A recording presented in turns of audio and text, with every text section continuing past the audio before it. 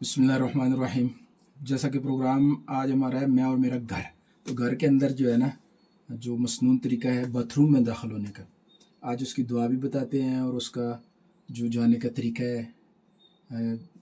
Bathroom की दुआ तो मसनून जो है वो है अल्लाहुम्मा इन्नी औज़ु बिका मिनल खुब्स वल खबाइस, और यानी मैं अल्लाह की पनाह मांगता हूँ। मफ़हूम है कि जिन्नियों से भी और जिन्नात से भी, जिन्नों से भी।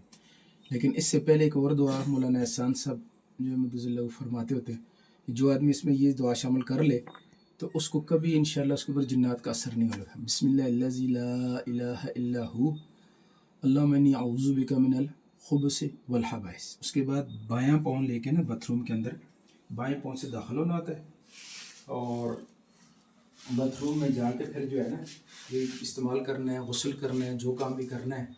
तो उसके लिए जो है हमारा इन मसनून जो तरीका है, मसनून दुआएं हैं, उसको जाके हम अभी स्टूडियो में बताते हैं। ठीक है जी, चलें फिर स्टूडियो।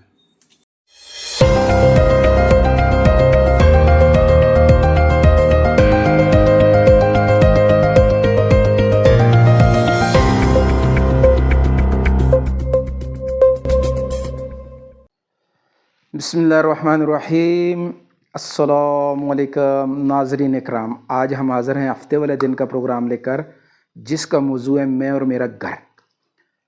तो घर की ज़िंदगी में एक अहम तरीन चीज़ है जिसे हम इस्तेमाल करते हैं। जैसा कि हमने अभी थोड़ी सी वीडियो आपको दिखाई है कि घरों के अंदर बाथरूम जो है उनको कैसे इस्तेमाल करना है। हमारे प्यारे नबी पाक सल्लल्लाहु अलैहि वसल्लम ने हर काम के लिए रहनुमाई फरमाई है, और बाथरूम के इस्तेमाल के लिए भी मसनून दुआ है, दुआ पढ़ के दाखिल होना है। अब जो आगे गुस्ल के फ़राइज़ हैं, आज हम उस पर भी बात करेंगे, और फिर बाथरूम के अंदर जो है यानी जो पाकीज़ा बाथरूम उसके अंदर जो वुज़ू की दुआ है वो अगर पढ़नी है तो कहते हैं फिर दिल में पढ़नी चाहिए। बिस्मिल्लाहिर्रहमानिर्रहीम, तो जैसे बिस्मिल्लाह करके वुज़ू करना चाहिए, और अगर वुज़ू उसके शुरू में बिस्मिल्लाहि वल्हम्दुलिल्लाह साथ में ला लें तो जब तक बावुज़ू रहेगा फ़रिश्ते उसके लिए अजर व सवाब लिखते रहेंगे। और इसके साथ जो है वुज़ू के दौरान अल्लाहुम्मा अग़फ़िरली वरज़ुक़नी अल्लाहुम्मा अग़फ़िरली, ये दुआ है पूरी। दरमियान में भी अल्लाहुम्मा अग़फ़िरली ज़म्बी वस्सिली फ़ी दारी फ़ी रिज़्क़ी, ठीक है जी, ये दुआ पढ़नी। और वुज़ू के आखिर में आसमान की तरफ निगाह उठा के, यानी बाद लोग उंगली उठाते हैं, उंगली नहीं उठानी, निगाह उठानी होती। निगाह उठा के दूसरा कलमा है अशहदु अल्ला इलाहा इल्लल्लाह व अशहदु अन्ना मुहम्मदर रसूलुल्लाह जो आदमी पढ़ लेता है तो उसके लिए जन्नत के 8 दरवाज़े खुल जाते हैं।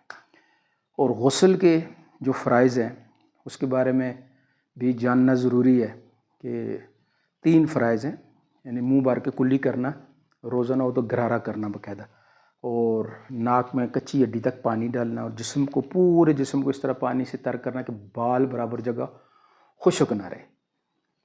और फिर इसके साथ जो है ना मेरे यानी कोई ऐसी सोच ख्याल जो दीनी ख्याल हो या कोई इस तरह की, और यानी कोई भी सोच विचार इधर उधर की नहीं करनी चाहिए। जल्द से जल्द कहते हैं कि गुस्ल किया या वुज़ू किया, बाथरूम से जो है फ़ारग होकर बाहर आना। और जैसे आज चूँकि हमारे घरों के साथ जुड़े हुए हैं, और जिन घरों में इसका एहतमाम नहीं होता, मसनून दुआओं का एहतमाम नहीं होता, तो अक्सर कुछ वाक़यात उन घरों में रुनुमा होते हैं, कुछ असरात मरतब हो। बाकी भी चूँकि घरों के अंदर मसनून तरीक़ा ज़िंदगी न होने की वजह से फिर ऐसी ख़बीस चीज़ों को ना एक मौका मिल जाता है। तो इसलिए हम मसनून तरीक़ा ज़िंदगी को जब घर में दाखिल होते हुए ही बिस्मिल्लाह पढ़ के दुआ करके दरवाज़ा दाएँ हाथ से दरवाज़ा खोलेंगे, और घर वालों के लिए दाखिल होती ऊंची आवाज़ में अस्सलामु अलैकुम, ताकि सब तक आवाज़ पहुँचे, इतनी आवाज़ होनी चाहिए। और जब से दुआ है ना अस्सलामु अलैकुम व रहमतुल्लाहि व बरकातुहू, कि आप पर अल्लाह की सलामती और रहमतें और बरकतें, तो कहते हैं इस दुआ के साथ ही ना रहमत के फरिश्ते उस घर में दाखिल हो जाते हैं। और फिर घर में दाखिल होकर एक दफ़ा दुरूद शरीफ पढ़ ले और साथ में सूरह इखलास पढ़ ले, तो उस घर वालों पर अल्लाह पाक की तरफ से बरकतों का नज़ूल होता है। हाँ जी, कहते हैं 3 दफ़ा और सूरह इखलास पढ़ ले तो नीज़ उनके पड़ोस वालों पर भी वसतों का, برکتوں کے دروازے اللہ پاک کھول دیتے ہیں۔ تو اصل مقصود تو اللہ پاک کو پانا ہے نا، اللہ پاک کو راضی کرنا ہے، کیونکہ جلد ہو بدیر ہو تھوڑی عرصہ بعد ان گھروں کو چھوڑ کے ہم نے جانا ہے، تو گھروں میں ایسا طریقہ زندگی چھوڑ کے جائیں تاکہ ہماری اولادیں بھی، ہماری نسلیں بھی اس مصنون طریقے کے مطابق گھروں کو آباد کریں۔ اور گھر جو ہے یہ صرف ایک چھپرا سا یا ایک دھوپ سے بچنے کا سائے کا یہ کوئی انتظام نہیں ہے، بلکہ گھر کی ایک زندگی ہے، اس زندگی کو سیکھنا ہے۔ ہمارے پیارے نبی پاک صلی اللہ علیہ وسلم کے گھر کی زندگی ہے، تو گھروں کے اندر جو ہے اس زندگی کو سیکھ کر بھئی بحیثیت خاوند میرا کیا کردار ہے، بیوی کے ساتھ کیا سلوک کرنا ہے، بحیثیت باپ اولاد کے ساتھ کیا سلوک کرنا ہے، بحیثیت بیٹا بیٹی ماں باپ کے ساتھ کیا رویہ رکھنا ہے، بہن بھائیوں کے ساتھ کیسی زندگی گزارنی ہے، یہ سارے آداب، یہ ساری زندگیاں جو ہے ہمیں اس کی رہنمائی ملی ہوئی ہے۔ اور جن علاقوں میں، جن ملکوں میں معاشرتی نظام تباہ ہے نا، ان کو بہت زیادہ پرابلمز ہے، بہت زیادہ مسائل ہیں۔